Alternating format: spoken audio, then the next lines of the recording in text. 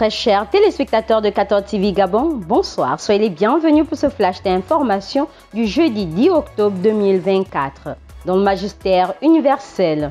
Alors que les travaux de l'Assemblée générale du Synode des évêques se poursuivent, une conférence de presse a eu lieu le mercredi 9 octobre 2024 dans la salle de presse Vatican. Au cours de ce compte rendu sur les travaux de la veille, le préfet du dicastère pour la communication et président de la commission pour l'information du synode, Paolo Ruffini, a relaté l'intervention d'une mère de famille préoccupée par le fait qu'on ne parle pas assez de l'initiation chrétienne pour les petits. Aussi, que l'on soit au Mozambique ou dans une autre partie du monde, la demande de soutien à la souffrance du peuple et à la formation des prêtres reste un véritable problème du fait que si l'on ne marche pas de façon synodale, l'Église ne survivra pas. D'autres interventions centrées sur le thème du discernement ecclésial ont eu lieu. Cependant, il importe aujourd'hui de consulter le peuple de Dieu sur l'aptitude des candidats au sacerdoce et à l'épiscopat. Toutefois, Paolo Ruffini a tenu de rappeler aux participants les paroles du Saint-Père que le synode n'est pas destiné à produire des documents, mais à inspirer l'action. Église en marche. Rendre hommage à son saint patron, tel est le but que vise chaque chrétien catholique, mais également chaque responsable de paroisse. Cette culture qui donne l'occasion aux fils et aux filles du bon Dieu de se retrouver autour de leur curé et diacre afin de vivre la communion fraternelle a été respectée le lundi 7 octobre 2024 en la paroisse Notre-Dame du Rosaire et de la Nomba à l'occasion de la célébration de la fête de Notre-Dame du Rosaire. Une fête qui a donné également l'occasion à cette communauté de fidèles de célébrer leur noce de crêpes, c'est-à-dire 39 ans d'existence. Confions au Seigneur la marche de cette communauté au cours de ce mois dédié à la Vierge Marie. Dans le diocèse de Port-Gentil, dans le but de trouver des solutions aux maux qui minent la jeunesse chrétienne au Gabon et partant dans le diocèse de Port-Gentil, son Excellence Monseigneur Ezebu Chinekezi Obonamanaou a tenu à échanger avec les prêtres, les diacres et les fidèles le mercredi 9 octobre 2024 dans la salle polyvalente des martyrs de l'Ouganda de la cathédrale Saint-Louis.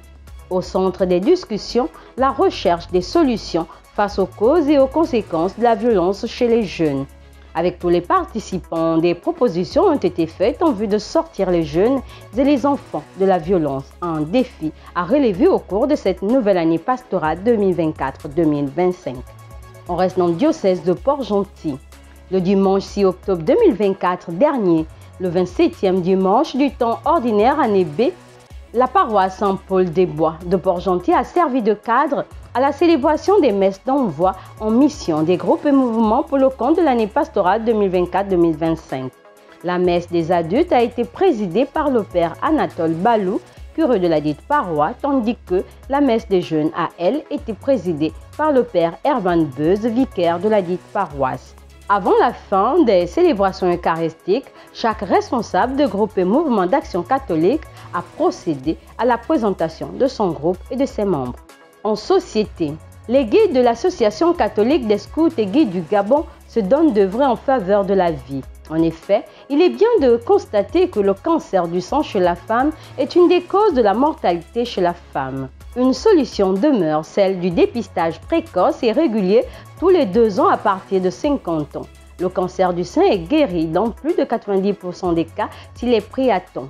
À l'occasion d'Octobre Rose, les guides de l'Association des scouts et guides catholiques du Gabon organisent des campagnes dans toutes les paroisses afin de rappeler la gravité de cette maladie et sensibiliser les femmes à l'importance du dépistage. Octobre Rose, une information éclairée pour les femmes. Aujourd'hui, le cancer du sein concerne une femme sur 8. L'objectif d'Octobre Rose reste ainsi de sensibiliser les femmes et de les inviter à se faire dépister, et ce, quel que soit le lieu où l'on se trouve. Nécrologie. Suite au décès de Mère Benedicta Anguimba, ancienne supérieure des Sœurs de Sainte-Marie du Gabon, décédée le vendredi 27 octobre 2024 dernier à l'âge de 90 ans à la polyclinique Chambrier, la congrégation des Sœurs de Sainte-Marie a annoncé comme suit le programme des obsèques. Jeudi 10 octobre 2024 a eu lieu la sortie du corps suivie de l'exposition à la communauté des Sœurs de Sainte-Marie.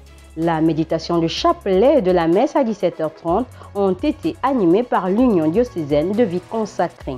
Le vendredi 11 octobre, la messe funéraire aura lieu à 9h30 à la cathédrale Notre-Dame de l'Assomption Sainte-Marie, suivie de l'inhumation au cimetière des Sœurs de Sainte-Marie.